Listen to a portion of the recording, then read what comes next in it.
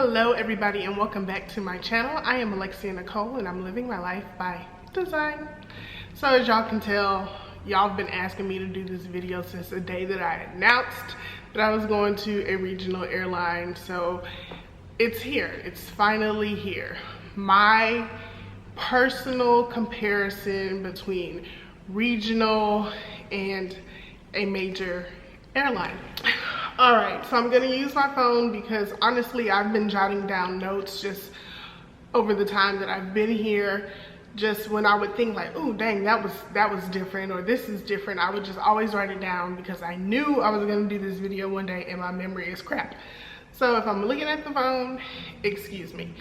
But let me just say this video is based off of my personal experiences.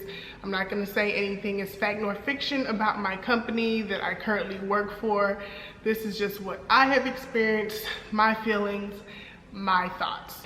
You can go ahead and apply here and figure out your own feelings on regional versus, I'm saying major because I didn't work for a mainline airline, but it was a major airline.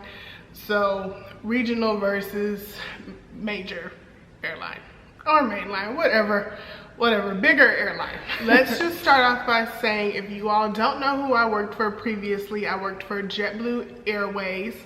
I started working for JetBlue in the summer of 2017.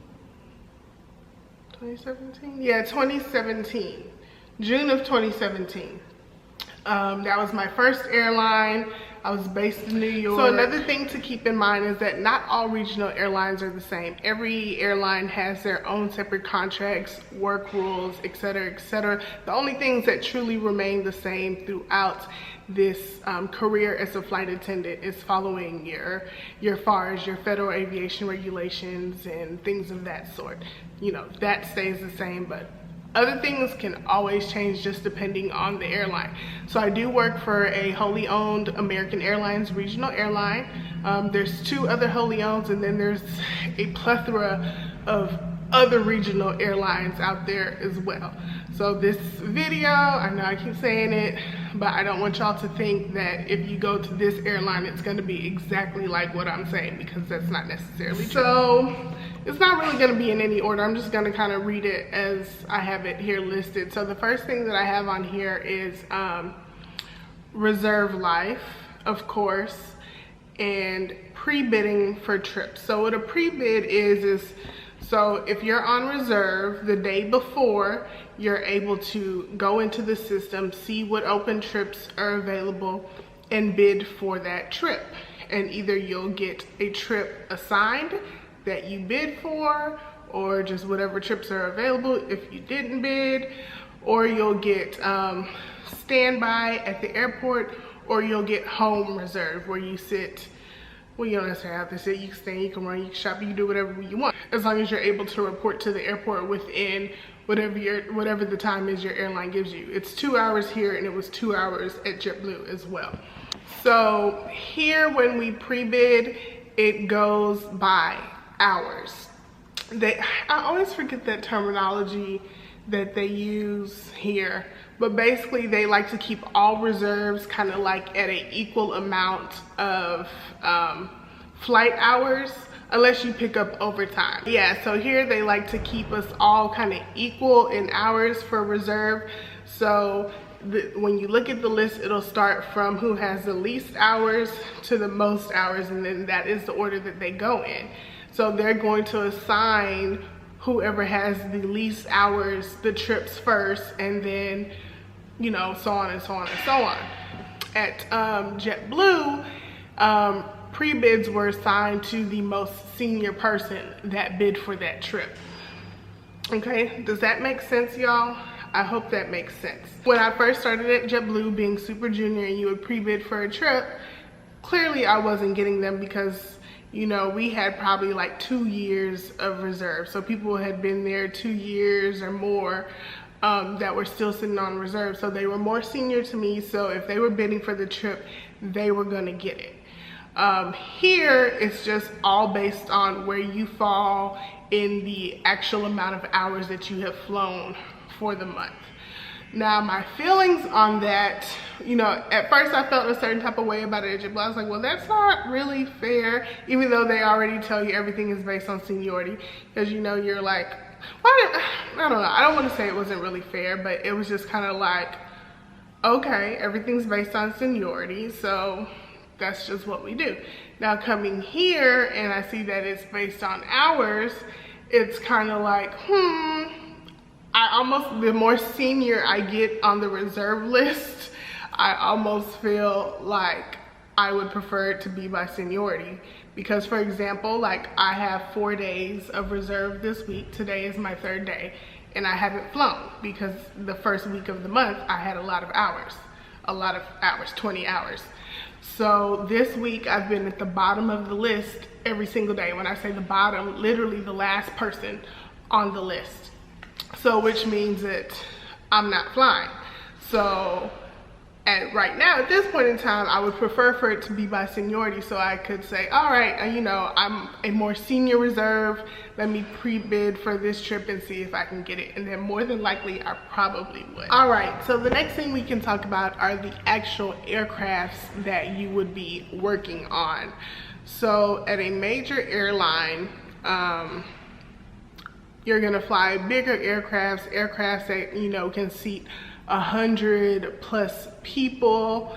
At a regional airline, you're going to fly aircrafts that probably have, what is the limit? I think, I don't know the exact number, but at a regional airline, the biggest aircraft that we fly is the Embraer 175, and ours is configured to hold 76 passengers with 2 flight attendants. So for me, that might not be a big deal to all of you all, but it ends up being a big deal to a lot of people because clearly I'm 5'8" and 3/4, okay? 5'9" on a good day. And for me, we fly 2 aircrafts here, the Embraer 145. Well, technically, I think we still might have the CRJ, but we might have like 2 or so in our fleet. The Embraer 145 and the Embraer 175, okay? And on the Embraer 145, it's very uncomfortable for me because I'm a taller girl, and, you know, I have to be very careful with the way that I move on that plane. On the Embraer 175, it's not bad at all. It's more comfortable. But we do have a height limit here simply because of that Embraer 145, and you'll probably have that height limit at majority of your regional airlines, because if you can't fit on the aircraft, you can't work it, and you won't have a say-so in what aircraft you're working on, especially when you're on reserve. You have to be able to work every aircraft that we have in the fleet. So at JetBlue or any other major mainline airlines, you're going to have bigger aircrafts that, you know, are just bigger in size. They hold more people, 100+ people. I believe here at regionals, our ERJ 175, which is still an Embraer, that one holds 76 people. It's configured for 76. And I know there is a cutoff limit of how many passengers a regional jet can carry. I just don't remember that number right now. So those are, you know, some differences just as far as like comfortability on the actual aircraft itself. Now, if we want to get into my nitpicky, petty things, you know, on our Embraer 140, 145, and it might just be the ones that we fly, they're not configured for Wi-Fi on the plane.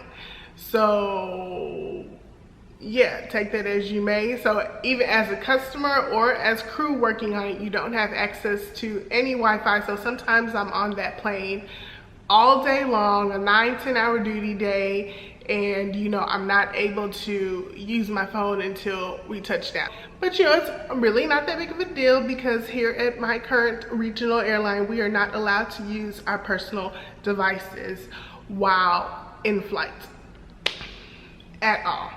At JetBlue, on the other hand, we had free Wi-Fi on all aircrafts, and we were able to use our personal devices as long as we weren't in a critical phase of flight. So like I said, that's probably really nitpicky, but for me it's kind of a big deal.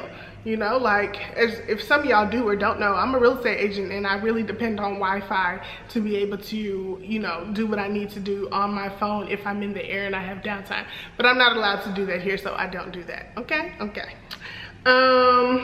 Outlets as well, like power outlets to plug in your phone and things like that. A lot of times you'll find outlets on more of the major airline, bigger aircrafts. We are starting to get outlets on our ERJ 175, so that's actually really good. I'm starting to see more of those more often. So yeah, that's just another little nitpicky thing.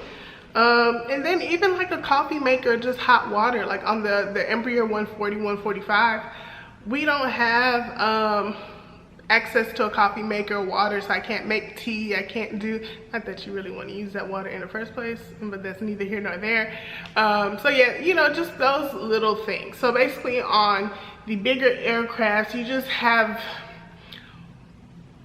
the ability to do more. Like if you have a coffee maker, you know, little flight attendant tricks, like people might warm up their meals on the coffee maker, or even if, you know, that aircraft has a stove, you can put your food in there. You know, just things that flight attendants do to make their lives easier while flying.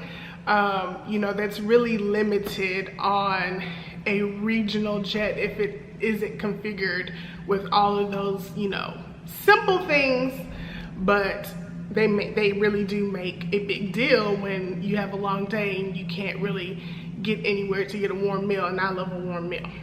So, all right, so next on the list is layovers in cities and destinations. So as a regional airline, we fly into a lot of regional airports. Sometimes we do fly into the bigger airports, and that's great. But with flying into a lot of regional airports, you're going to probably like a lot of smaller cities. And I'm sure maybe you could find some cool things to do there, and sometimes not. So with a bigger airline, you're going to more than likely be going to more major cities, be able to really get out and venture and do things that, you know, are probably on your bucket list. And at least that's what I was doing. So that was probably one of the first things that just really stuck out to me when I was going to Sioux City, Iowa, and I was like, well, what was here to do? There's nothing to do. You know, my last experience, I was going to major cities and could literally live my full life, shop, you know, just have a great time on my layovers. Like I always used to say, you know, I'm tri-coastal. Like I live in the South, I'm based in the East, and I was always flying to the West. So, you know, I just really enjoyed being able to do that. And you know, and just have it as a layover. These layovers sometimes get and let's just hop back one. And to go back to aircraft, speaking of aircrafts, at a regional airline, you're probably only going to have 2 flight attendants max. You know, it's either going to be you by yourself if it's a 50 or less passenger aircraft, or if it's 51 or more, then it'll be 2 of you. At a bigger airline, you're probably going to have at least 3 to God knows what on those huge international big old birds that fly, you know, forever far. And you know, that can definitely be a positive or a negative. Some flight attendants enjoy flying alone, and just doing their job by themselves and not really being bothered with another crew member. And then some people really enjoy having a lot of crew members to go out with on the layover, just talk to maybe on a longer flight or whatever that may be. I don't know if you all know, but this is kind of sad, but literally it just happened the other day, so it's on my mind. Like, unfortunately, you hear about a lot of flight attendants committing suicide because this job can get very lonely, y'all, like super duper duper lonely. So just that one aspect of it, you know, just being the only flight attendant and you might be on like a 4-day trip or whatever. I mean, you have your pilots, but it's not really the same as having another crew member. So that's just really one thing for me that is like, yeah, some days I really do like you know, if it's like a turn or something and it's just me, then cool. But if it's like a 4-day trip and I'm by myself and I don't really have anybody else to talk to or go venture out with, which, I mean, I can venture out by myself any day. Like, I don't have those issues. But it's nice just to have somebody there with you. So, you know, it's just something to think about. All right, now hotels. A lot of people are hotel junkies, hotel whores, whatever. I'm not one of those. Like, as long as the hotel is clean, it ain't got no coronavirus laying around or whatever, then I'm honestly good. The biggest thing for me at a hotel is what the gym look like. You know, can I actually stretch out and get something done? Like, that's how I tend to judge a hotel. But a lot of people really like, you know, the better name brand hotels and just, you know, hotels like in better locations. And with the regionals, sometimes I do gotta kind of side eye and be like, really, you got me at this hotel? Like, what's up with that? Like, this is a little weird. And then sometimes it's still really nice, a DoubleTree, a Marriott, or whatever. So I really think it just is dependent on the actual city that you're in. With more of the major airlines, of course, they're probably gonna put you in a little bit of a nicer hotel, and usually you find that you have long stay hotels and short stay hotels with the bigger airlines, because if it's a short stay, like short stay as in the length of your layover, if you're not there for too long, they're not gonna put you too far out. They're gonna kind of keep you closer to the airport. So the location may not be as great, but if you have like a longer layover, they may try to put you like downtown of whatever city that is, or just somewhere where you'll have like more activities and you can venture out. So, you know, once again, we're just comparing, and that's my comparison, what I've noticed. All right, so as far as employee discount as a flight attendant, or if your badge says crew, pilots or flight attendant, right? So you can commute on your airline or another airline, and it's usually for $0 as long as it's domestically. So the difference is going to be, and this isn't really a regional or major thing. I'm not getting into that part. I'm just simply breaking down how commuting on other airlines may work, and then I will let y'all know how it works if you're on a regional level. Depending on the airline that you work for, so like when I was at JetBlue, I could commute on my airline domestically for $0 at the highest priority list. So when you look at the standby list, you know, there's all these different codes, and I would be top priority, the top that you could get for employee, right? Now, if I was to commute on another airline, I used to commute on United a lot to get to New York from Houston, I would still, you know, commute for free, but I would have a lower priority. When we add the regional employee to that, so I'm a regional employee, but I am a wholly owned regional employee. I still have the same priority as a mainline American flight attendant does on getting a passenger seat on the aircraft. So it's all based on, for American, it's all based on who checks in first, and then they go down the list like that. Now, the only difference about that is when it comes to the jump seat. If I am trying to get the jump seat and it's a mainline aircraft, then a mainline American employee will get that before me. But if not, then I'm still able to do that. Now, if you are not a wholly owned airline, like SkyWest or Republic or Mesa or Compass, you know, basically they just fly for multiple different airlines.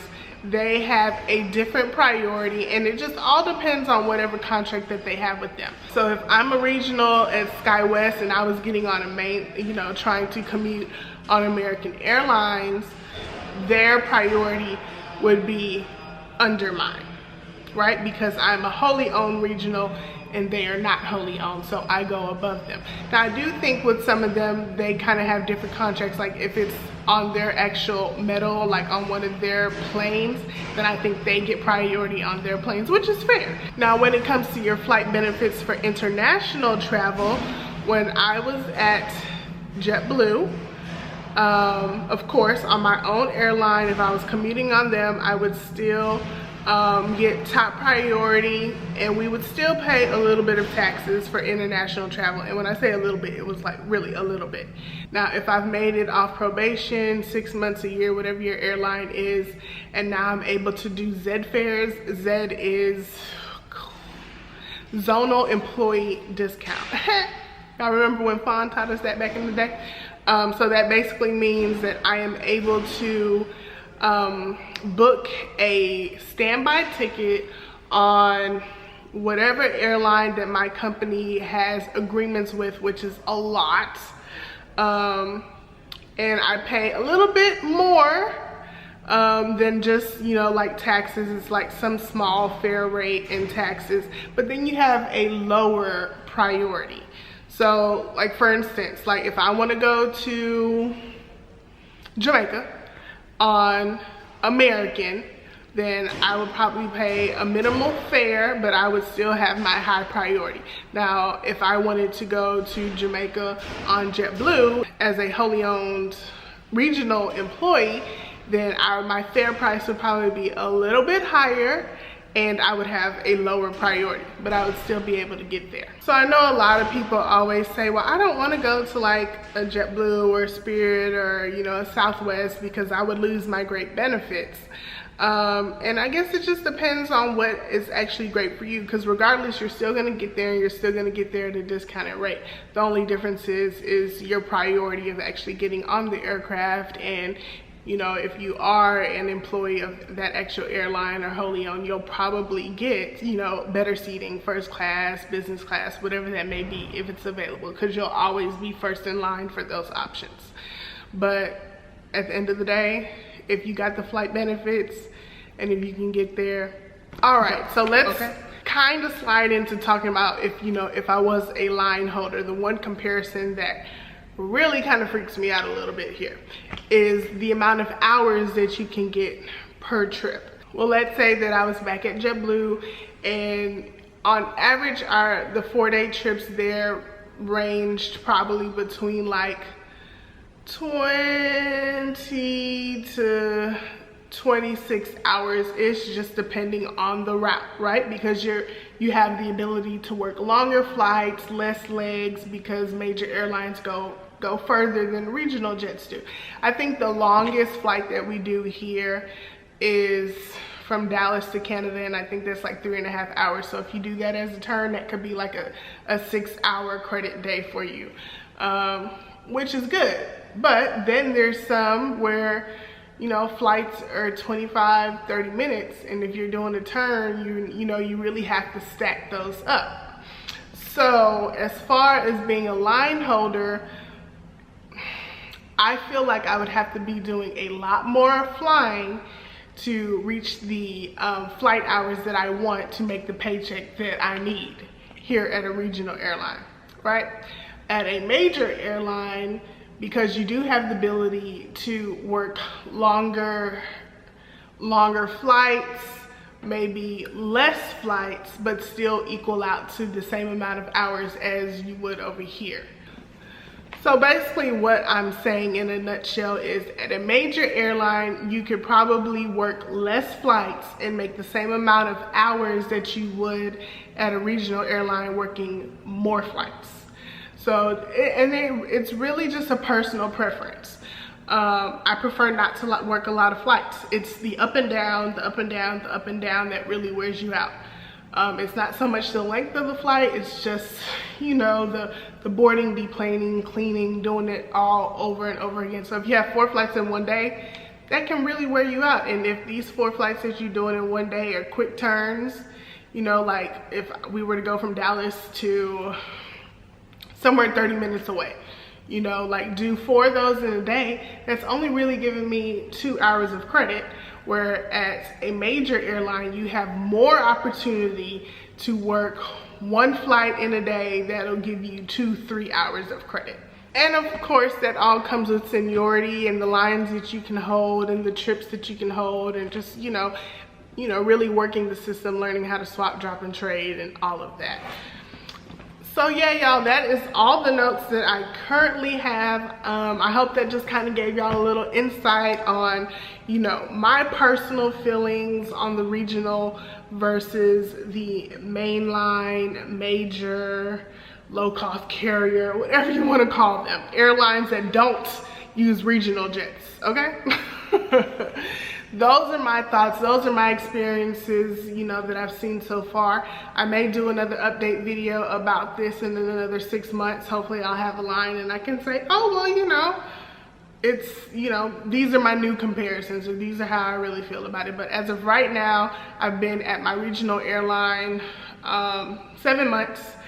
And those are the things that stick out to me. Those are the big differences for me. They're not all positive and they're not all negative. So yeah, y'all have been asking, so I just wanted to let you all know. I hope that gives you some insight if you are looking to get into this career. There really are a lot of things to consider, and I really do try to give y'all as much information as I can, especially if you're a new flight attendant, because it's a lot to learn and you really can't learn it until you actually do the job. But yeah, at the end of the day, if this really is a goal for you, I say get out there, put all your applications in. Don't worry about if it's a regional or a major, just get your feet wet, and then, you know, once you're actually in it, you can really start learning the industry a lot more. It's hard to learn things about the flight attendant career when you're on the outside of it. All right, I just got a text message from a friend and it reminded me that I want to just keep you all motivated. There's a lot going on in the world right now that is affecting the aviation industry, which has a trickle effect onto employment of the aviation industry, whether you're already employed or trying to get employed. So first, there's the issue with the Boeing MAX aircraft that a lot of airlines have taken a hit on with that, because that plane has been grounded for what, like a year now, especially over at Southwest. You know, I know they had to cut back on a lot of flights, which can really, you know, in turn cut back on how many flight attendants they need and, you know, the trips that they're flying and things of that sort. And now we're dealing with coronavirus. And from what I know and from what I've heard, a lot of the major airlines, and probably just a lot of airlines period, are slowing down on their hiring process, which wasn't necessarily the plan. But that's what's happening. I know that they've canceled, or I mean, not say canceled, they've postponed a lot of what were supposed to be upcoming training classes for the spring and summer. So if you are trying to get into the industry, just keep applying if it's available. You know, pray to whoever your higher being is that, you know, we can move past this whole epidemic thing that's going on and you can earn your wings.